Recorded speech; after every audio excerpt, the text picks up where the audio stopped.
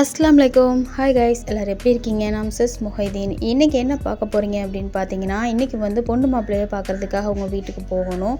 அது ஈவினிங் தான் போகிறோம். அதனால் இன்றைக்கி நாள் ஃபுல்லாக என்ன வேலை பார்க்குறேன் அப்படிங்கிறத ஷூட் பண்ணியிருக்கேன். வீடியோ ரொம்ப இன்ட்ரெஸ்டிங்காக இருக்கும். கடைசி வரைக்கும் பாருங்கள். பிடிச்சிருந்தால் லைக் பண்ணுங்கள்.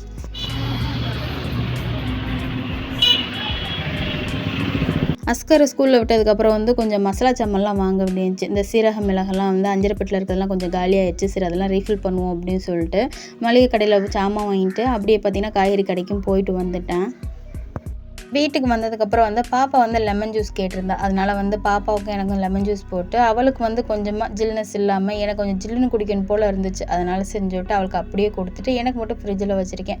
எல்லா வேலையும் முடிஞ்சதுக்கப்புறம் ஒரு 11 மணி போல் எடுத்து குடிப்போம் அப்படின்னு சொல்லிட்டு. இதுக்கு நடுவில் பார்த்தீங்கன்னா நான் உலையும் வச்சுருக்கேன். இன்றைக்கி லஞ்ச் மெனு பார்த்தீங்கன்னா ரசம் வச்சு பட்டாணி கூட்டு தான் வைக்க போகிறேன். அதனால் பட்டாணியுமே வேக போட்டுட்டு அஞ்சரை பெட்டியில் எல்லாத்தையுமே ரீஃபில் பண்ணிக்கிட்டு இருக்கேன்.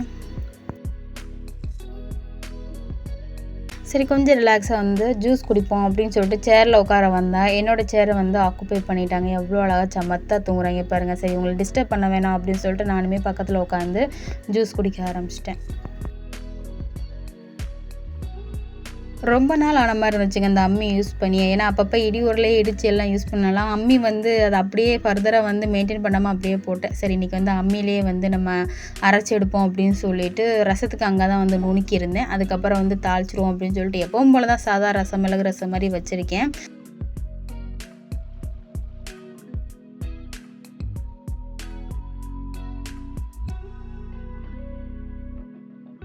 பட்டாணி கூட்டு சொன்னேன் பார்த்தீங்களா, அந்த சோயா பீன்ஸும் இந்த ஒயிட் கலர் வந்து பீன்ஸ் பயிரும் இருந்துச்சு. அது 2 சேர்த்தாப்புல தான் வந்து கூட்டு வைக்க போகிறேன். அதில் வந்து உருளைக்கிழங்கு எதுவுமே இல்லை. 2 பயிரையுமே போட்டு தான் வந்து பண்ண போகிறதுனால கொஞ்சம் தக்காளி, வெங்காயம், இஞ்சி, வெள்ளைப்பூடு பேஸ்ட்டு, மசாலா இதெல்லாம் போட்டுட்டு அதுக்கப்புறம் அந்த 2 பயிரை மட்டும் மிக்ஸ் பண்ணேன். இந்த மாதிரி உருளைக்கிழங்கு போடாமல் பாப்பா கொடுத்தாலுமே ரொம்ப பிடிக்கும். அஸ்கருக்கு பட்டாணி எப்படி செஞ்சாலுமே வந்து அந்தளவுக்கு விரும்ப மாட்டார். அப்படின்னால அவரை வந்து கணக்கில் எடுத்துக்கிறதுல நான் தான் வந்து ஊட்ட போகிறேன் அப்படின்னு சொல்லிட்டு பட்டாணி கூட்டுமே சைடில் வந்து ரெடி பண்ணிக்கியாச்சு. மதியத்துக்கு ரசமும் பட்டாணி பயிர் வச்சு சாப்பிட்டாச்சு. சாப்பிட்டு அஸ்கரை ஸ்கூலில் கொண்டு போய் விடுறப்பே வந்து நம்ம போய் கோதுமை வாட்டிட்டு வந்துடுவோம் அப்படின்னு சொல்லிட்டு கோதுமை எடுத்துகிட்டு போயிருந்தேன். நம்ம நினைக்கிற நேரமோ என்னமோ தெரியல, சரியான கூட்டாங்க. அங்கே அப்படி புழுதி பறந்துக்கிட்டு இருந்துச்சு. பார்த்துங்க, உங்களுக்கே தெரியும் அந்தளவுக்கு புழுதியாக அவ்வளோ சத்தமாக இருந்துச்சு. நிற்க கூட முடியல, அந்தளவுக்கு தும்மல். ஏன்னா நம்ம நினைக்கிற நேரம் தான் எல்லாருமே வந்து கோதுமை அப்புறம் வந்து மல்லித்தூள், மிளகா பொடி அப்படின்னு சொல்லிட்டு எல்லாமே அரைச்சிக்கிட்டு இருந்தாங்க. என்னால் காய வைக்க கூட முடியல. அதனால் நான் அப்படியே வாங்கிட்டு வந்து நான் வீட்டில் கூட போய் ஆற வச்சுக்கிறேன், அப்படியே கொடுத்துருங்க அப்படின்னு சொல்லிட்டு எடுத்துகிட்டு வந்துட்டேன். அப்படி சொல்லியிருந்தேன், இன்றைக்கி வந்து பொண்ணு மாப்பிள்ளையை பார்க்க போகிறோம் அப்படின்றதுனால மாமி வந்து பூ வாங்கிடு அப்படின்னாங்க. அதனால் எனக்கும் மாமிக்கும் சேர்த்தாப்புல மாமி வந்து 100 பூ வாங்கியிருந்தாங்க, நான் 100 பூ வாங்கியிருந்தோம். வாங்கி சரி இன்றைக்கி முல்லைப்பூ தான் கிடச்சிச்சின்னு சொல்லிட்டு முல்லைப்பூவை கட்டலாம் அப்படின்னு சொல்லிட்டு மேலே போய் உட்காந்து கட்டிக்கிட்டு இருந்தேன். இதுக்கு நடுவில் வந்து ஸ்நாக்ஸும் செய்யணும் யோசிச்சுக்கிட்டே இருந்தேன். ஸ்நாக்ஸ் என்ன செய்யுது அப்படின்னு சொல்லிட்டு பூ கட்டுறதை வந்து ஓரளவுக்கு பூ நல்லாவே கட்டுவேங்க. முல்லைப்பூ ஓகே தான், அந்தளவுக்கு நல்லா அப்படியே மாமியாரெலாம் சூப்பராக கட்டுவாங்க. பட் எனக்கு அந்தளவுக்கு வராது. நான் ஓரளவுக்கு சரி கட்டலாம் அப்படின்ட்டு என் பொண்ணுக்காக தான் கற்றுக்கிட்டேன். ஏன்னா என் பொண்ணுக்கு வந்து பூ வைக்கணும் ரொம்பவுமே பிடிக்கும். அதனால் வந்து எவ்வளோ வாங்குறது அப்படின்லாம் தெரியாதுல்ல. அதனால் வந்து இந்த மாதிரி கெட்டி வச்சோம்னாக்க 2-3 நாளைக்கு வந்து நல்லாயிருக்கும். அப்படிங்கிறனால இதுவுமே என் பொண்ணுக்காக தான் நான் கற்றுக்கிட்டேன்.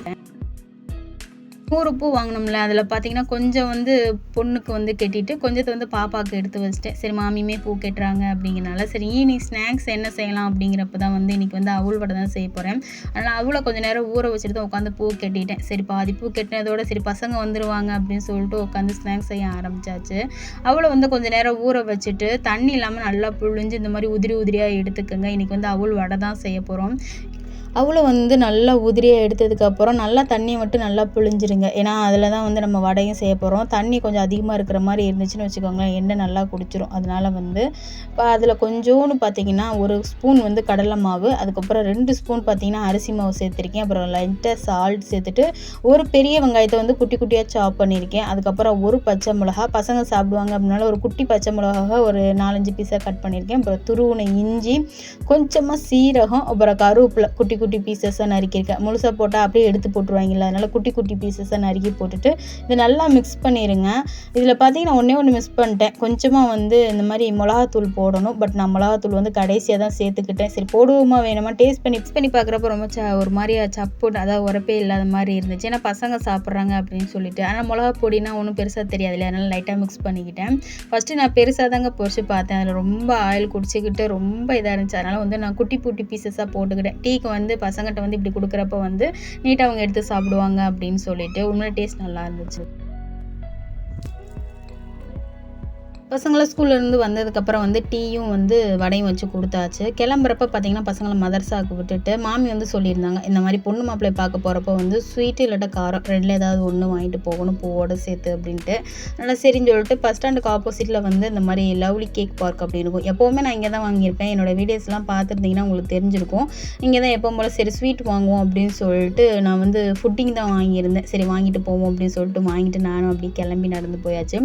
இந்த தெரு ஃபுல்லாக பார்த்தீங்கன்னா அப்படி லைனாக இருக்குங்க. இந்த எண்டிங் ஆரம்பிச்சு அந்த இது முடிகிற மாதிரி இருக்கும். இந்த மாதிரி வீடுகள் வரிசையாக இருக்கிறது எனக்கு ரொம்ப பிடிக்கும். தெருவே பார்த்தீங்கன்னா அப்படி நீட்டாக தான் இருந்தது. கடைசியாக வீட்டுக்கு வந்தாச்சு. இது வந்து ஒரு வழக்கமாகவே இங்கே பின்பற்றுவாங்க. பொண்ணு மாப்பிள்ளை வந்து அம்மா வீட்டுக்கு வந்து மறு வீட்டுக்கு வந்ததுக்கப்புறம் பார்த்தீங்கன்னா ஈவினிங் டயத்தில் வந்து இந்த மாதிரி பொண்ணை பார்க்குறதுக்காக ரிலேட்டிவ்ஸ் எல்லாருமே வருவாங்க. ஒரு 5 மணிக்கு மேலே கண்டிப்பாக வருவாங்க. பொண்ணை ரெடி பண்ணுறதுக்காக மாப்பிள்ளை வீட்டில் இருந்தும் ஆட்கள் வருவாங்க. வந்து பொண்ணுக்கு தலை சீவி புடவை கட்டி உட்கார வச்சுட்டு அதுக்கப்புறம் அவங்க போயிடுவாங்க. சரி வந்து ரிலேட்டிவ்ஸ் பார்க்கட்டும் அப்படின்னு சொல்லிட்டு வர்றவங்களுக்கு வந்து டீ காஃபி அப்புறம் சீர்வரிசை கொடுத்துருப்பாங்களா முறுக்கு அதிரசம் அதெல்லாம் வச்சு வெல்கம் பண்ணிவிட்டு அப்புறம் பொண்ணையும் பார்த்துட்டு சலாம் சொல்லி பேசிட்டு அப்புறம் ரிட்டன் வந்து கிளம்பிடுவாங்க. போகிறப்போ அவங்ககிட்ட பார்த்தீங்கன்னா அவங்க கொண்டு வந்த பூவில் கொஞ்சம் பிச்சு கொடுக்கணும். அதுக்கப்புறம் பார்த்தீங்கன்னா அவங்களுக்கு ஸ்வீட் வச்சு திரும்பவும் கொடுத்து விடணும். இதுதான் வந்து இங்கே வழக்கமாக பின்பற்றுறாங்க. உங்கள் ஊரில் இந்த மாதிரி வழக்கம் இருக்கா அப்படிங்கிறத கண்டிப்பாக சொல்லுங்கள்.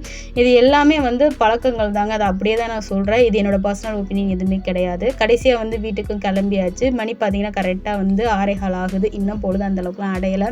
என் மைண்டு ஃபுல்லாமே வந்து பசங்க வர்றதுக்குள்ளே நம்ம வீட்டுக்கு போயிடணும் அப்படின்ற ஒரு மைண்ட் தாட்லேயே வந்துட்டேன். கடைசியாக பார்த்தீங்கன்னா அஸ்கரும் நானும் ஒன்றா தான் வீட்டுக்கு வந்து சேர்ந்தோம். ஓகே ஃப்ரெண்ட்ஸ், அடுத்த வீடியோவில் மீட் பண்ணுவோம். பாய்.